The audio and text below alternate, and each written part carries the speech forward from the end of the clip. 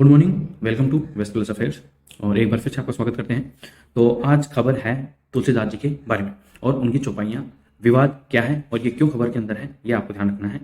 ठीक है, तो तुलसीदास जी और उनकी चौपाइयाँ और क्या है विवाद, वो इसके अंदर, इस खबर के अंदर हम पढ़ने वाले हैं। तो चौपाइयों पर विवाद क्यों है वो देख लेते हैं। तो ये है हमारे तुलसीदास जी, इनको कौन नहीं जानता।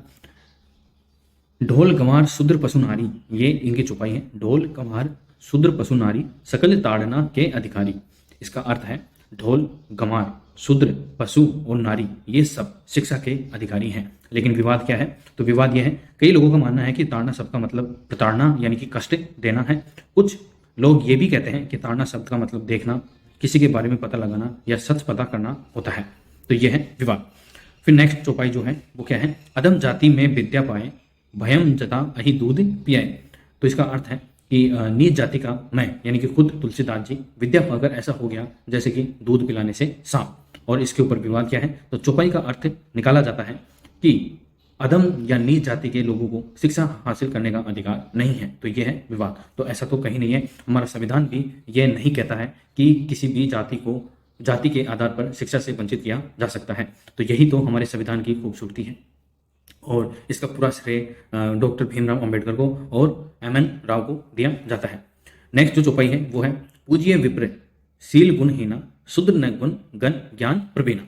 तो अर्थ इसका है यह कि शील और गुण से हीन ब्राह्मण भी पूजनीय हैं, ठीक है, और गुण गणों से युक्त और ज्ञान में निपुण शूद्र भी पूजनीय नहीं है। तो ऐसा नहीं है।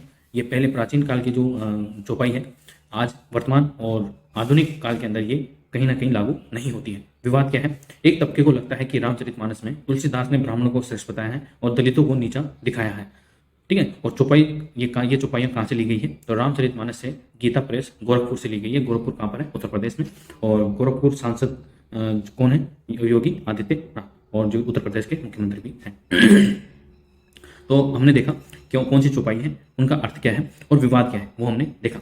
तो आपसे ये नहीं पूछेगा कि चौपाई निम्न में से ये चौपाई किसकी है, इसका विवाद क्या है। आपसे पूछा जा सकता है तुलसीदास जी के बारे के अंदर। तो वो हम देख लेते हैं कि तुलसीदास जी के बारे में हम थोड़ा बहुत जान लेते हैं। तुलसीदास जी का जन्म के जगह की भी विवाद है, लेकिन अपन को तीनों जगह याद रखनी है। कासगंज, गोंडा और चित्रकूट, ये तीनों क्षेत्र कहाँ पर है? उत्तर प्रदेश के अंदर है, में प्रतीकात्मक है, ठीक है। चित्रकूट का राजापुर लखनऊ से लगभग 200 किलोमीटर दूर राजापुर को तुलसीदास जी की जन्मस्थली माना जाता है। यहाँ एक मंदिर तुलसीदास जी के पैतृक मकान की जगह पर बना है। यहाँ उनकी चरण पादुका भी रखी है। तो यहाँ से क्वेश्चन बन सकता है कि निम्न में से कौन सी जगह तुलसीदास जी से संबंधित नहीं है?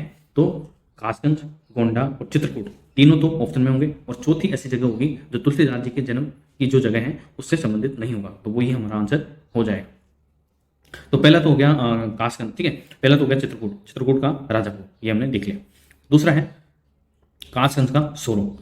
चित्रकूट से लगभग 500 किलोमीटर दूर यहाँ के संत दावा करते हैं कि गोस्वामी तुलसीदास का जन्म यहीं हुआ था। बचपन का कुछ समय बिताने के बाद वे यहाँ से चले जाते हैं। तो सॉरी, एक स्थान ये भी है। तीसरा स्थान है गोंडा का पस्का। सरयू किनारे बसे राजापुर सुकरखेत गांव में तुलसीदास का जन्म बताया जाता है। यह जगह सोरो से लगभग 450 किलोमीटर और गोंडा से 35 किलोमीटर दूर है। तो तीनों जगहों के नाम आपको याद रखना है कहाँ पर, कौन से राज्य में है? तो उत्तर प्रदेश के अंदर है। तो ये भी आपको ध्यान रखना है, क्योंकि जैसा कि मैंने आपको बताया क्वेश्चन कैसा बन सकता है कि निम्न में से कौन सी जगह जन्म की जगह तुलसीदास जी के जन्म से संबंधित नहीं है। तो ये तीनों जगह आएगी, चित्रकूट, कासगंज और गोंडा।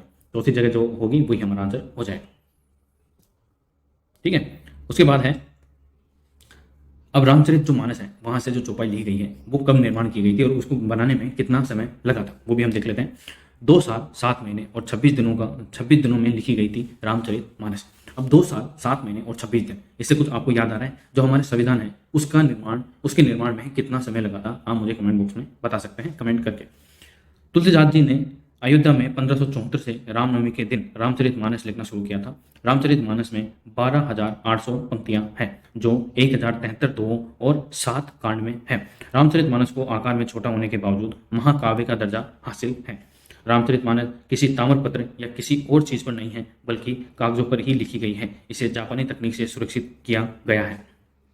तो आपसे क्वेश्चन ये भी पूछा जा सकता है कि जो रामचरितमानस है उसको आकार में छोटा होने के बावजूद निम्न में से किस काव्य का दर्जा हासिल है? तो इसको महाकाव्य का दर्जा हासिल है। और रामचरितमानस को किस तकनीक के आधार पर सुरक्षित रखा गया है, तो जापानी तकनीक के आधार पर सुरक्षित रखा गया है। चित्रकूट में मानस मंदिर में रामचरितमानस के 170 पेज सुरक्षित रखे हैं।